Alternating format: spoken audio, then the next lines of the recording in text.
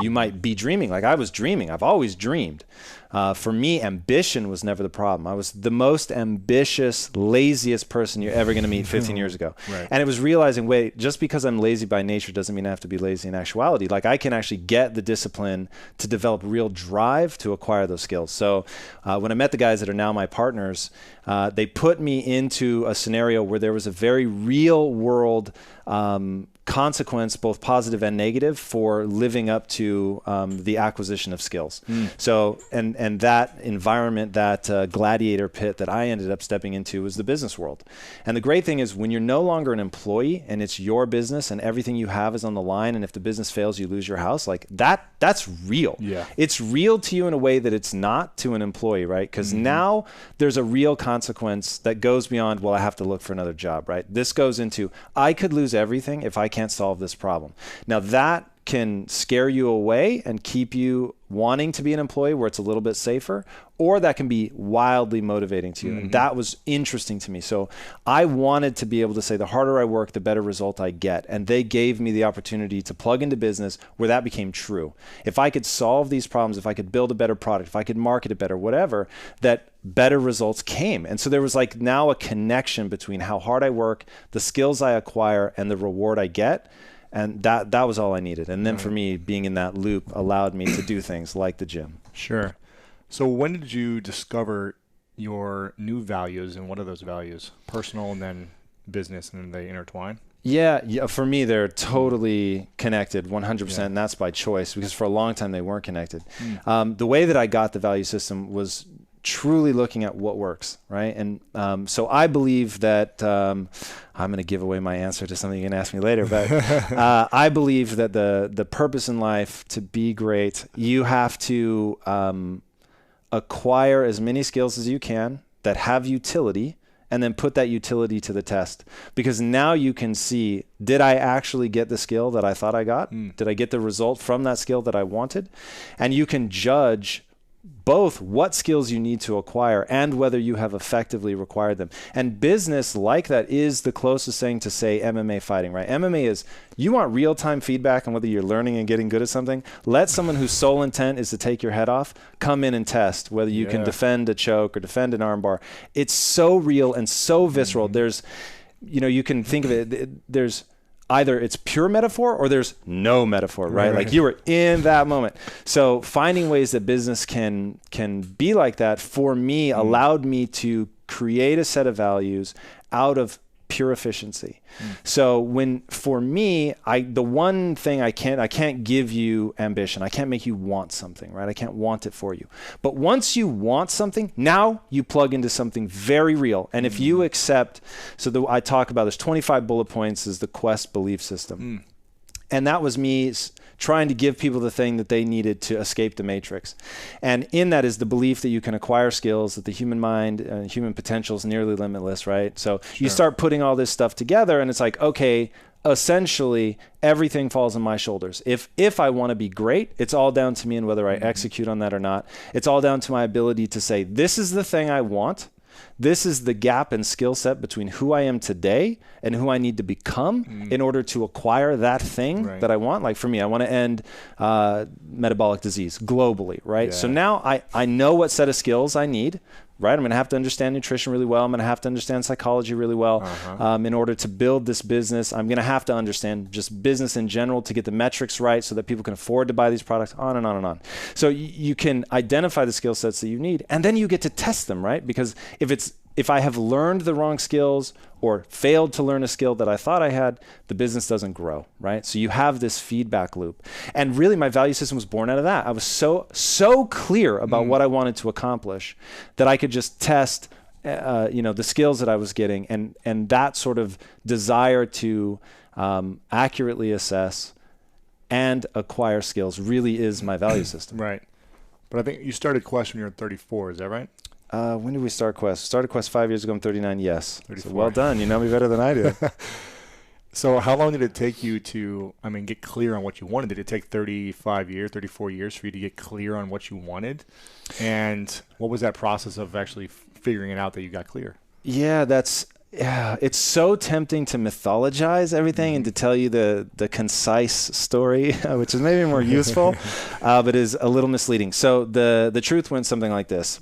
We're miserable building this company that's a product we don't care about. Step one, what do we love? What do we care about? And what would we do and love doing even if we were failing? And that was the question that we asked ourselves. So, okay, the thing that we would do for 3 very different reasons is to make this food that people choose based on taste and it happens to be good for them. And I've already explained my reasons. Yeah. And so then as you know, we're starting to do the company, honestly, you're looking at what's working and what's not working, and you're relentlessly self-assessing. So it was just clear to me that people didn't think the way that we thought. So the 3 of my partners and I, Ron and Mike and myself, we think a very certain way, right? Yeah. What we call the Quest way. And because they had developed that over the School of Hard Knocks and starting businesses and failing, they were able to bring me along much later in the process. But because I knew nothing about what they had learned up to that point and they weren't teaching me, they just drugged me into deep waters. I had to learn. And because the way my mind works, I was processing that into basically a list of, okay, here are the lessons I've learned. I was codifying it, right? Turning it into a map for success that I could hand to other people. And that ultimately became the 25 bullet points that are the Quest belief system.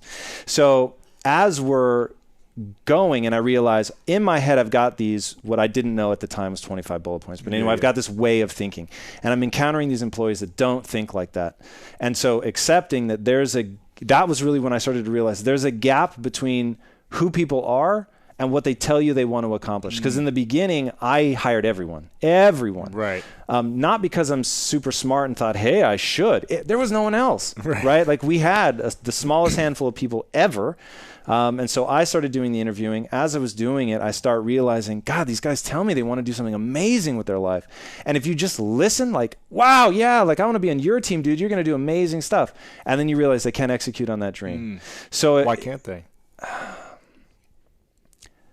They don't have the mindset yet. Like you could do an entire podcast series on how to get the mindset, but I'll just use Carol Dweck and her amazing book, Mindset. I have it up there too on the shelf somewhere. I'm sure. Such a good book. I see Simon Sinek up there, who was also very influential in us. Yeah. And she says some people either believe they're as smart as they're ever going to be, and that's that. So they're going to be ego protective, and they're going to try to thwart anything that makes them feel like they're not the smartest person or whatever. And then there's people with a growth mindset, and they realize I'm not the smartest person, and I'm certainly not as smart as I could be. Yeah. So even if I am the smartest person that ever lived, I could get a little bit smarter.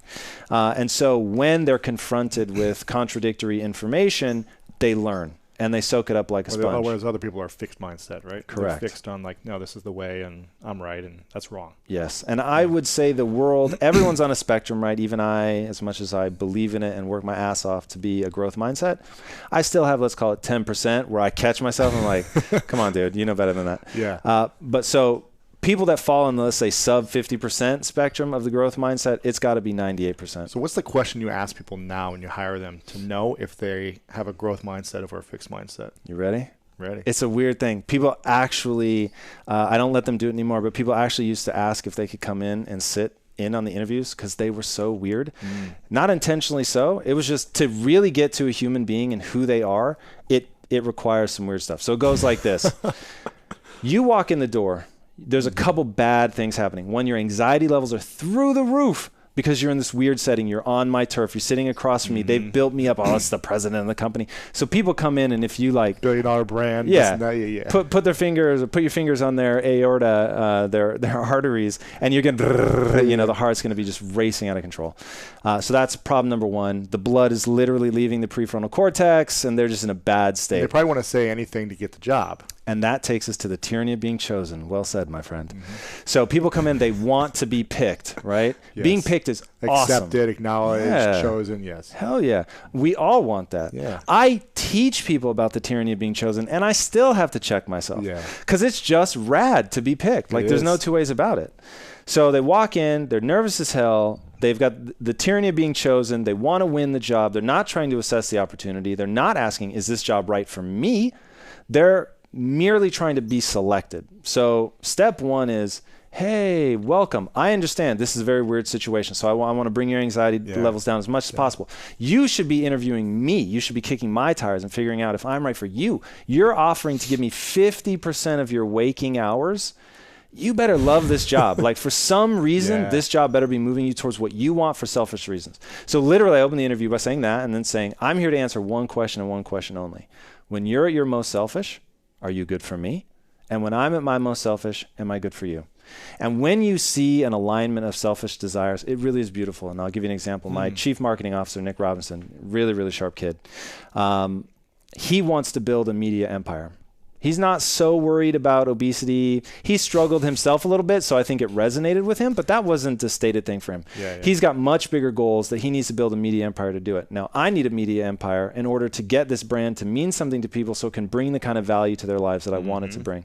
So here, I need somebody that has, when they're at their most selfish, they are learning about building a media empire. And he's thinking, I need somebody to fund this whole thing while I learn how to build a media empire and try that. Because I can't pay it all myself. And Exactly. So that's the alignment of selfish desires. So I'm trying to put people in that position where they're just trying to figure out if this is right for them, which hopefully lowers their anxiety levels and they're no longer worried about being picked.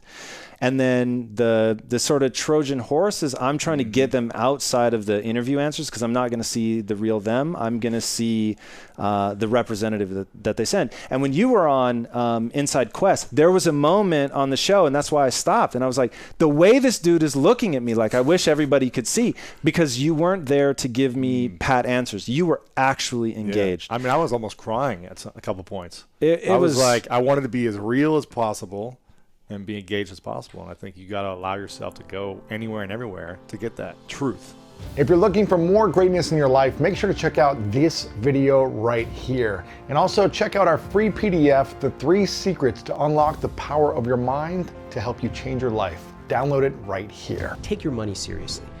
Once you take your money seriously and you put some time in it, whether it's this book or wherever you want to get your information,